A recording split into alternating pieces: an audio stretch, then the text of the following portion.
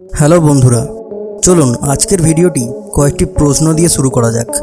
আপনি কি আপনার ফেসের মধ্যে লুকিয়ে থাকা এই অদ্ভুত জীবটি সম্পর্কে জানেন? আপেলের সজীবতা রক্ষার জন্য আপেলের উপরে যে মোমের আস্তরণ দেওয়া হয় সেটা কিভাবে তৈরি করা হয়, আর সেই আপেল খেলেই বা আপনার কি হতে পারে?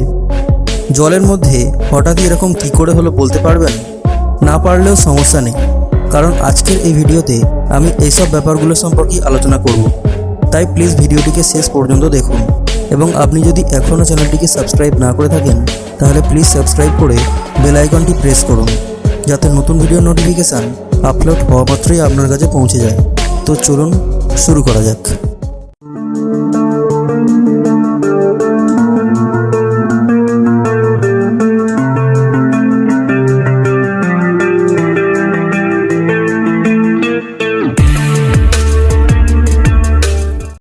নাম্বার 1, এই ভিডিওটি ইউটিউবে আপলোড করা হয়েছিল। আপলোডার রেলওয়ে ট্র্যাক দিয়ে হেঁটে বাড়ি ফিরছিলেন। সেদিন খুব বৃষ্টিপাত হচ্ছিল, সেই সাথে হালকা বাতাসও ছিল। হঠাৎ করে তিনি একটি অদ্ভুত আওয়াজ শুনতে পান। যখন উনি ফিরে তাকান তখন এই ভয়ঙ্কর দৃশ্যটি দেখতে পান। তিনি দেখতে পান নীল রঙের একটি গোলাকার রশ্মি রেলওয়ে ট্র্যাকের এক প্রান্ত থেকে অন্য প্রান্তের দিকে গড়িয়ে চলেছে, আর সেই গোলাকার আলো বাতাসের বেগের কারণেই এভাবে গড়াচ্ছিল। হঠাৎ করেই সেই গোলাকার আলোটির সাথে ইলেকট্রিক পোলের প্রায় এক্সপ্লোশন হচ্ছিল। এরপর সেই গোলাকার অদ্ভুত রশ্মিটি রেলওয়ে প্ল্যাটফর্ম থেকে গড়িয়ে জঙ্গলের দিকে যাত্রা শুরু করে। এটার আগের বা পরের দৃশ্য আর দেখতে পাওয়া যায়নি, এবং জানা সম্ভব হয়নি যে এর পরে ঠিক কী হয়েছিল। অনেকেই মনে করে থাকে যে কোনো প্রাকৃতিক ঘটনার ফলেই এটার সৃষ্টি হয়েছিল। নাম্বার 2, বজ্রপাত একটি প্রাকৃতিক ঘটনা, আর এটি পৃথিবীর সর্বত্রই ঘটে থাকে। আমরা বিভিন্ন ধরনের বজ্রপাত দেখেছি, কিন্তু যখন জলেতে বজ্রপাত ঘটে তখন সেটা কেমন দেখায় সেটা কি কখনো দেখেছেন? চলুন দেখে আসি। এখানে আপনারা দেখতে পাচ্ছেন শান্ত একটি নদী, কোনো রকম বৃষ্টিপাত হচ্ছে না, আকাশ কিছুটা মেঘলা দেখাচ্ছে, কিন্তু কিছুক্ষণ পরেই নদীতে ঘটতে চলেছে একটি অবিশ্বাস্য ঘটনা। হঠাৎ করেই বজ্রপাত হলো নদীর একপাশে, আর তা জলের মধ্যে ছড়িয়ে দেখুন কিভাবে এক্সপ্লোশন হচ্ছে। এটা সত্যিই অবিশ্বাস্য ছিল। এটা প্রকৃতির অন্যতম একটি ভয়ঙ্কর দৃশ্য। বজ্রপাত কতটা শক্তিশালী তা এমন ভিডিও দেখলেই বুঝতে পারা যায়। দেখুন নদীর জল কিভাবে উথাল পাথাল করছে। নাম্বার 3, বন্ধুরা, টর্নেডো যে কতটা ভয়ঙ্কর হয় তা আমরা সবাই জানি, কিন্তু জানলে অবাক হবেন যে টর্নেডো মাঝে মাঝে মানুষকে আনন্দও দিয়ে থাকে। যেমনটা আপনারা এই ভিডিওতে দেখতে পাচ্ছেন, একটি জঙ্গলের কাছে এই পার্কিং স্পটে বেশ কিছু গাড়ি পার্ক করা ছিল, আর হঠাৎ করেই ধুলোর একটি ঘূর্ণিঝড় সৃষ্টি হয়। এটা দেখতে অনেক সরু হলেও দেখুন এটা কত উপরে উঠে গিয়েছে। দেখতে সুন্দর লাগলেও এটা ভয়ানক হয়ে উঠতে খুব বেশি সময় নেয় না, কিন্তু তারপরেও এখানে থাকা মানুষেরা এটা উপভোগ করছিল। প্রাকৃতিক এমন অদ্ভুত দৃশ্য দেখার সুযোগ কজনেরই বা হয়। নাম্বার 4, আপনি কি জানেন আপনি যখন আপনার মুখে কোনো টেপ আটকে সেই টেপ তুলে মাইক্রোস্কোপের নিচে রাখবেন তখন আপনি কি দেখতে পাবেন? মাইক্রোস্কোপে নজর রাখলে আপনি দেখতে পাবেন এই ধরনের কিছু ছোট ছোট জীব। এটার নাম হলো ফেস মাইট, যেটা আপনার ফেসের উপরে সূক্ষ্ম গর্তে লুকিয়ে থাকে। এর সাইজ হয়ে থাকে 0.3 মিলিমিটার, অর্থাৎ 500টি এই সাইজের ফেস মাইট একত্রিত করলে ক্ষুদ্র একটি সর্ষে দানার সাইজ হবে। জানলে অবাক হবেন যে এই ধরনের ফেস মাইট আমাদের সবার মুখেই রয়েছে। ফেস মাইট তার জীবনের সম্পূর্ণ সময় মানুষের মুখের উপরেই কাটিয়ে দেয়। সে মানুষের ফেসের উপরে ইচ্ছামতো ডিম পাড়া, প্রজনন প্রক্রিয়া সহ সার্বিক কার্যাবলী সম্পন্ন করে। তবে এতে ভয়ের কিছুই নেই, কারণ এরা ফেসের কোনো রকম ক্ষতি করে না।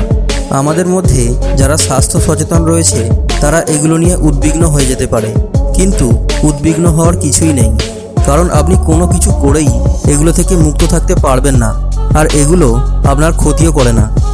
নাম্বার 5, সিমন একটি বাস্কেটে 99টি স্মার্টফোন নিয়ে রাস্তা দিয়ে এভাবেই হেঁটে যাচ্ছিল, আর সে যাচ্ছিল বার্লিনের একটি ফাঁকা রাস্তা দিয়ে। আপনারা হয়তো ভাবছেন এখানে কি এমন হচ্ছে।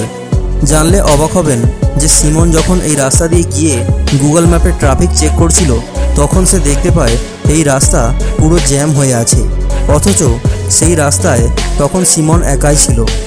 তাহলে কিভাবে এটা হলো? এটার কারণ হলো গুগল ম্যাপ কখনোই গাড়ি বা রাস্তায় থাকা মানুষকে ট্রাফিকের মধ্যে হিসাব করে না।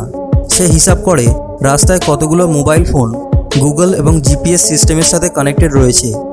এই জন্যই সিমন 99টি মোবাইল ফোন একটি বাস্কেটের মধ্যে নিয়ে গুগল ম্যাপের একটি ভুল সবার সামনে তুলে ধরেছে। নাম্বার 6, আপনি কখনো না কখনো আপেলের উপরে এরকম মোমের আস্তরণ দেখে থাকবেন। এগুলো দেখে আপনার হয়তোবা মনে হতে পারে যে এগুলো আমাদের শরীরের জন্য ক্ষতিকর।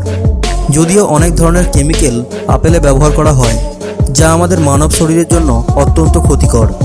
তবে এই মোম নিয়ে দুশ্চিন্তা করার কোনো কারণ নেই, কারণ এর পিছনে অন্যতম একটি সত্য লুকিয়ে আছে।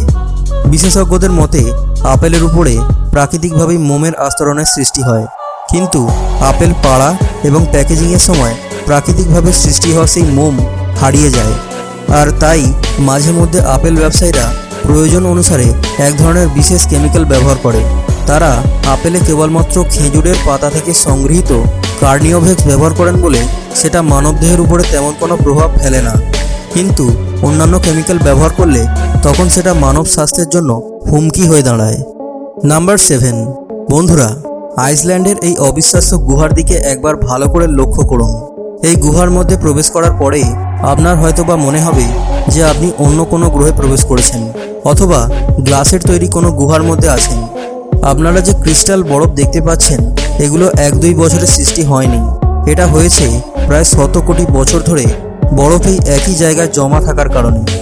এত বছর ধরে বরফ এক জায়গায় জমে থাকার কারণে বরফের এয়ার বাবল বাইরে নিঃসৃত হয়ে গেছে, আর এই বাবলসলেস বরফ ক্রিস্টাল ক্লিয়ার বরফে রূপান্তরিত হয়ে গেছে।